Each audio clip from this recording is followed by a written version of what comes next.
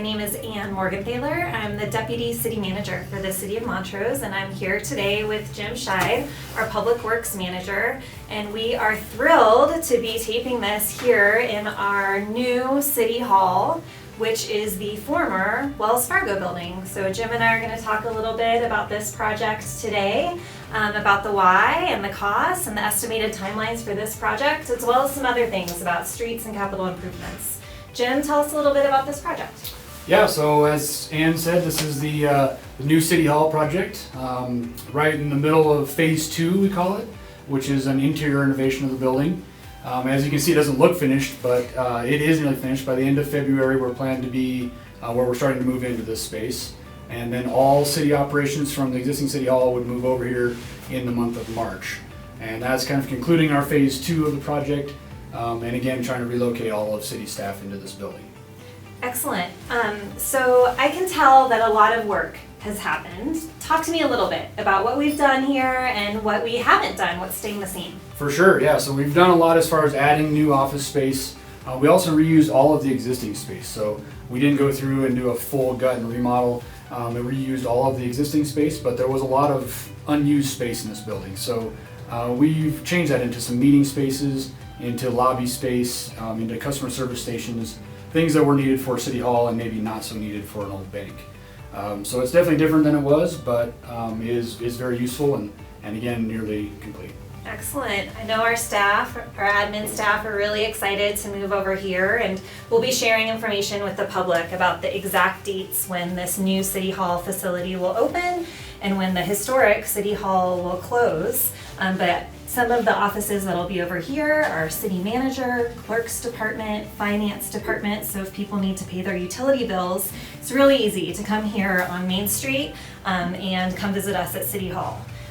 Will you talk with us a little bit about the costs of this project? Yeah, for sure. So purchased the building in mid-2022 for $1.5 million. And then we've also done 2 phases of interior renovation. That was the first floor and second floor, which total about $2.6 million for each phase, or for total for those phases, which is by far less than what we were looking at to do renovation of the existing City Hall. The historic City Hall on South First Street is in need of some serious repairs. It's old.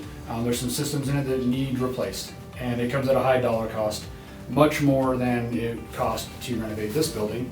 And so that's one of the reasons why, one of the many reasons why we ended up making the decision to move City Hall into this building. And Jim, I've been working for the City of Montrose for 4 years, and the entire time that I've worked here, we've been talking about what to do with the historic City Hall building, when we would do those needed repairs, and how much they would cost. And construction's been increasing in cost over time. So do you feel like this project indeed was less expensive than working on the old City Hall, all the things we needed to do? Yeah, definitely. There was, we did an assessment on the old City Hall in 2019. And as we know, since 2019, prices have skyrocketed. So it's actually hard to estimate what the difference is, but many times the expense that would have been in 2019, what it would cost today. And that was, again, by far more than what was spent on this building. Excellent. With some added benefits, we think, for the public in order to better interact with our City Hall staff and city services. We were outgrowing the space in our old City Hall. We kept chopping up offices in order to use that historic building for everything we needed. And then there's this other really big benefit that I think people who use our Main Street a lot are excited about, and that's changing the look of the building. So tell us a little bit about that. Yeah. This white building, big white building, might look different in the future. That's right, yeah. So one interesting part of this building is the history of this corner. Previous to the way it looks now, this building had a really neat historic look to it. It had a big turret on the corner, again, a real tie to the history on Main Street, and complemented a lot of those surrounding buildings around here. And that kind of was designed out in the 40s and 60s when this building was remodeled. And so we were trying to kind of do a throwback a little bit to some of that history and change the way it looks, bring back that prominent corner, bring back the clock feature and the thermometer and things like that so many of us really liked about some of the history. But also, again, to the Cascade and Main intersection, a really prominent, big part of our Main Street. And again, a little bit of a throwback to the history, and complementing with brick and stone and to try to eliminate some of this big white fluted block. Excellent. So those design plans are in process right now. We're doing some cost estimates, but the final plans haven't been made yet. So there's nothing to show today for what the exterior will look like, but everyone That's can right. stay tuned. Yep, we're in mid concept drawing level, and we're working on cost estimates, which again at this time is very difficult to do, but we're doing our best to put a cost to it, and then would present that to our city council for consideration of a future project to change the design of this exterior. Excellent.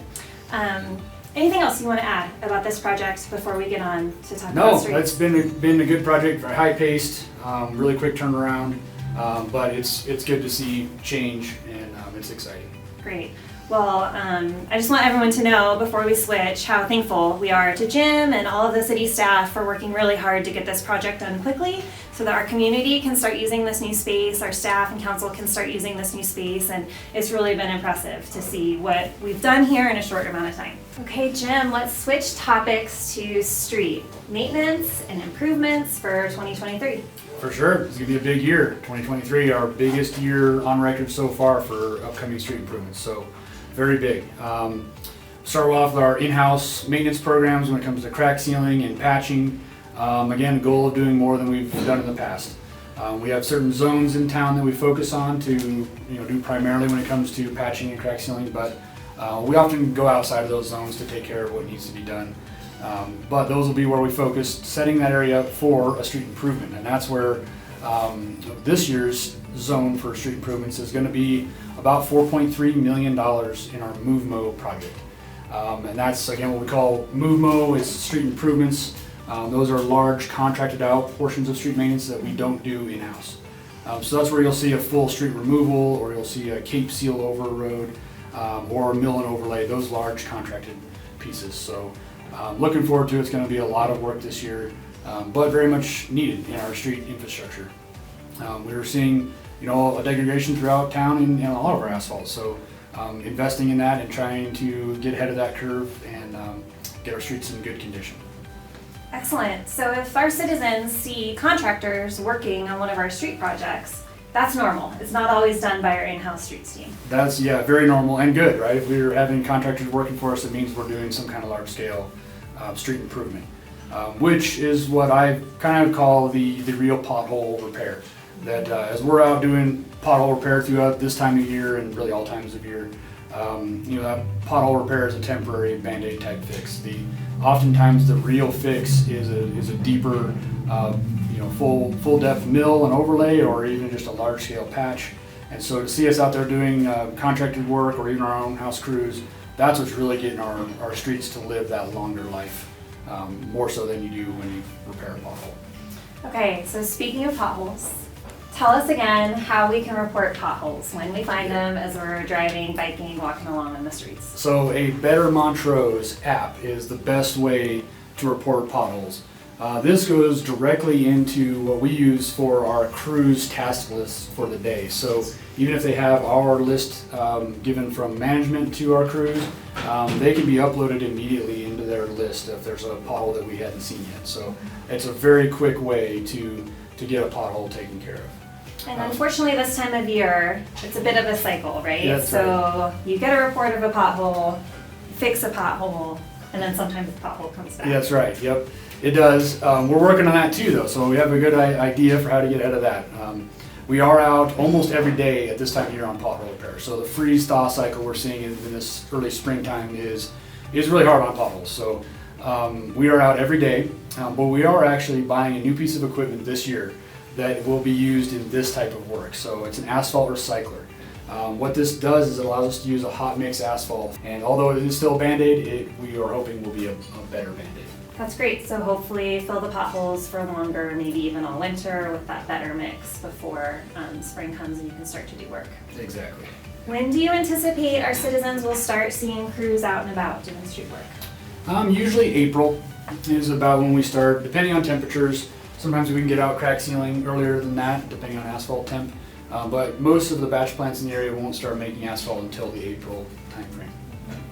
Well, just to reiterate that our city council hears all of our citizen comments about wanting to keep up with street maintenance and also street improvements. And so this is Jim Scheid, who you can contact anytime you have a question about your neighborhood, and he can point you to the map that we use to prioritize street improvements and go from year to year. And you'll also be talking about that soon. That's right. Yeah, if you'd like to know more about our process for what area of town we're going to be working in when it comes to street improvements, I will be speaking at our Montrose Community Forum on March 8th, and that is in the Cascade Hall right off South 3rd Street. I'll be talking about our map. So we have a 8-year plan that we go throughout town doing different types of improvements to be ahead of the next improvement to come. So we'll be talking about our patching program, crack sealing, street improvements, and sidewalk repairs. All of those play into that long-term plan. So if you'd like to know more, I'll be speaking about that at the forum on March 8th. And if people miss the forum, we have those recorded and they're available on our YouTube channel, so people can still watch and hear all the details if they want to. That's right. Okay, now a project, unless, do you have anything else to talk about, the streets? Nope. Okay, project I know you're really excited about. Talk to me about Buckley Park. Yes, so Buckley Park will be receiving a new playground this year. We've been working in 2022 to replace the irrigation system in Buckley Park, so you may have noticed some work being done there. That is nearly finished. We're waiting on a couple lingering items right now, but the irrigation system will be up and operational come April. Right about that same time, we'll be starting the replacement of the playground, which has been needed for many years. It's very old. It's actually about 40 years old.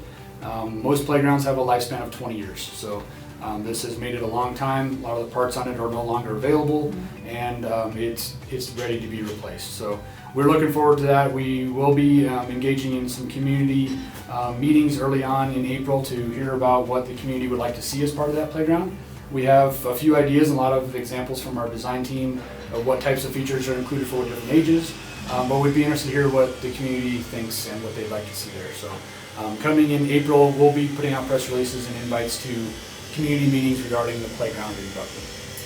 Well, thanks, Jim, for talking with us about the street improvements and Buckley Park improvements and about this new Main Street City Hall, which we're really excited to start using in March. Thank you for joining and listening to us today. Once again, I'm Ann Morgenthaler, Deputy City Manager. And Jim Scheid, Public Works. And if you have any questions, please get in touch with us.